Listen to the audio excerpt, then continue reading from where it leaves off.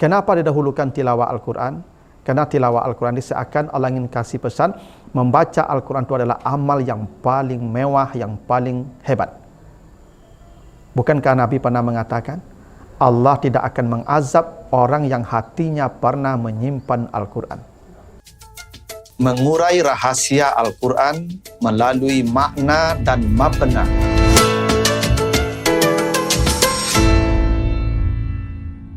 Assalamualaikum warahmatullahi wabarakatuh. Alhamdulillahi rabbil alamin. Assalatu wassalamu ala asrafil anbiya'i wal mursalin wa ala alihi wa ashabihi ajmain. Para pemirsa kajian makna dan mabna yang dimuliakan Allah, kembali kita lanjutkan kajian kita tentang struktur kata dan struktur kalimat yang Allah hadirkan dalam kitab sucinya dan makna serta pesan di balik ketelitian struktur kata dan kalimat yang Allah hadirkan tersebut. Kali ini kita akan bahas surat Fatir, surat 35, ayat yang ke-29. Di mana di ini Allah menyebutkan tentang 3 ibadah yang istimewa, yaitu membaca Al-Quran atau tilawah Quran, salat dan infak. Mari kita baca ayatnya. Auzubillahi minasyaitonirrajim. Innal ladzina yatluna kitaballah wa aqamus salah wa anfaqu mimma razaqnahum sirran wa alaniyatan yarjuna tijaratan lan tabura.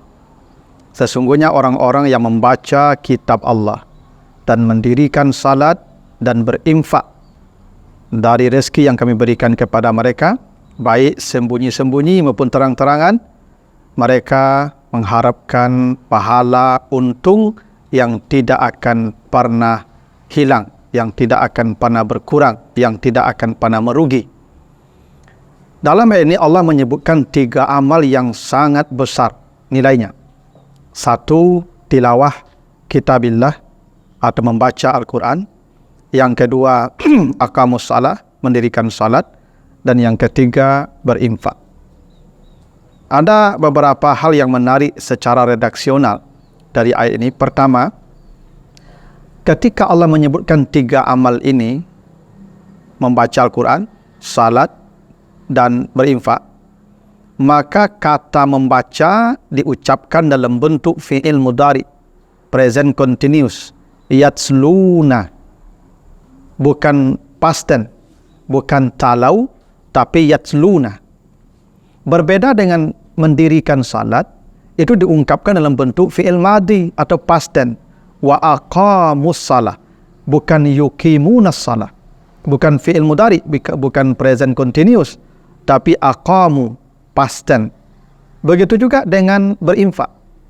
Allah memilih kata kerja masa lalu atau past tense atau fi'il madhi. Anfaku, Allah tidak mengatakan yunfikun dalam bentuk fi'il mudhari atau present continuous. Pertanyaannya, kenapa membaca Al-Quran itu fi'il mudhari, present continuous, yatslu? Kenapa salat dan berinfak itu dalam bentuk past tense atau fi'il madhi, aqamu dan anfaku? Ada beberapa rahasia di balik pilihan kata dalam struktur yang seperti itu. Pertama, kenapa membaca Al-Quran itu fi'il mudhari atau present continuous? Kenapa salat dan infak past tense, masa lalu? Ini memberi isyarat bahwa amal membaca Al-Quran itu amal yang sifatnya tanpa batas. Karena yatslu itu fi'il mudhari, sifatnya istimrar wad dawam, continue, unlimited. Berbeda kalau dia kata kerja masa lalu yang terkait masanya di masa lalu. Tapi kalau mudhari, sekarang dan terus. Karena memang amal membaca Al-Quran tanpa limit waktu. Orang membaca Al-Quran bisa kapan saja, di mana saja, dalam keadaan apa saja, selain dia tidak berada di kamar mandi. Kalau salat ada waktunya, minimal 5 kali. Ada waktu yang ditentukan untuk salat itu. Tidak bisa kita salat ya kapan saja, di mana saja. Ada ya syarat rukunnya, ada ketentuan waktu dan tempatnya yang harus kita penuhi. Itu kenapa melaksanakan salat past tense. Jadi amal yang sifatnya limited, ada batas-batasannya. Berinfak juga begitu, ada batasnya. Yang miskin, yang tak punya harta mungkin tak bisa berinfak. Ya.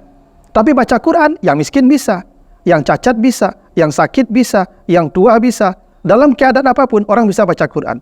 Itu kenapa yaslu diungkapkan dalam bentuk fi'il mudhari atau present continuous. Sementara ya salat dan berinfak dalam bentuk past tense atau fi'il madhi. Yang kedua, tilawah itu amal yang paling banyak dikerjakan. Membaca Al-Quran pasti lebih banyak dari salat. Kenapa? Karena membaca Al-Quran ada dalam salat, ada di luar salat. Itu kenapa membaca Al-Quran lebih dulu. Karena ini menunjukkan mana aghlabiyah, dominasi. Memang membaca Al-Quran itu ya pasti lebih banyak daripada salat. Karena baca Quran ada dalam salat, ada di luar salat. Karena yang salat pasti baca Quran. Maka membaca Al-Quran didahulukan. Karena ini amal yang dominan, amal yang lebih banyak. Begitu juga, kenapa salat didahulukan daripada infak? Karena salat pasti lebih banyak daripada berinfak. Kenapa? Karena salat itu, ya, dia wajib sifatnya. Kalau infak, dia sunat sifatnya. Maka pastilah amal yang wajib, pelakunya lebih banyak dari amal yang sunat. Kenapa? Karena kalau amal wajib ditinggalkan nanti ada dosa. Konsekuensinya ada hukuman, ada azab, ada iqab. Kalau amal sunat ditinggalkan, tidak ada ancaman, tidak ada sanksi, tidak ada azab. Maka kenapa banyak orang melaksanakan salat wajib? Karena memang itu ada ancaman sanksi. Misalnya kenapa? Misal salat 5 waktu orang bisa ramai.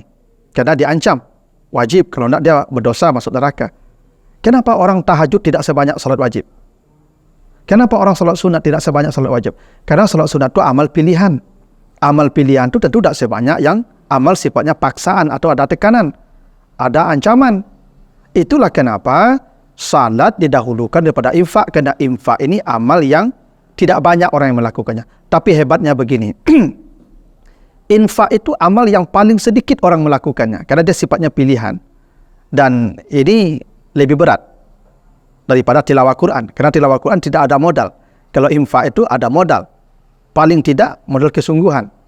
Karena bisa jadi orang kaya tapi tidak punya kesungguhan untuk berinfak. Bisa jadi ada orang sedikit punya harta tapi punya kesungguhan. Karena itulah infak ini ya menjadi amal yang istimewa yang disetarakan dengan salat dan tilawah Al-Quran. Tapi dari semua amal yang disebutkan Allah ini, ada tilawah Quran, ada salat, ada infak. Kenapa didahulukan tilawah Al-Quran? Karena tilawah Al-Quran ini seakan Allah ingin kasih pesan, membaca Al-Quran itu adalah amal yang paling mewah, yang paling hebat. Bukankah Nabi pernah mengatakan, Allah tidak akan mengazab orang yang hatinya pernah menyimpan Al-Quran. Bukankah Nabi pernah mengatakan, Iqra'ul Quran fa innahu ya'ti syafi'an li ashabi. Siapa yang baca Quran akan diselamatkan oleh Allah di hari kiamat. Bukankah Nabi juga mengatakan, satu surat dalam Al-Quran yang bila dia baca, maka akan diampuni dosanya dan dia akan diberikan syafaat sampai nanti di hari kiamat dan sampai nanti dia masuk surga. Sahabat bertanya, apa itu amal ya Rasulullah? Engkau bacalah surat Tabarakallazi biyadihil muluk. Engkau bacalah surat Al-Muluk. Bukankah Al-Nabi juga mengatakan, bila ada orang punya anak yang belajar Al-Quran, yang menghafal Al-Quran, yang mengajarkan Al-Quran, adakhallahullahul jannah, dia pasti masuk surga. Wa saffa'a asrata min ahli baitihi kulluhum aujabat lahumun nar, yang mereka sudah diponis masuk neraka. Kenapa 10 keluarganya yang diponis masuk neraka tidak jadi, batal masuk neraka, dibawa ke surga? Karena tilawah Al-Quran. Jadi kalau salat, dia selamat sendiri. Dia tidak masuk neraka, dia masuk surga, tapi sendiri. Kalau dia berinfak, sedekah, dia masuk surga sendiri. Tapi kalau membaca Al-Quran, dia masuk surga dan di 10 keluarganya yang divonis masuk neraka.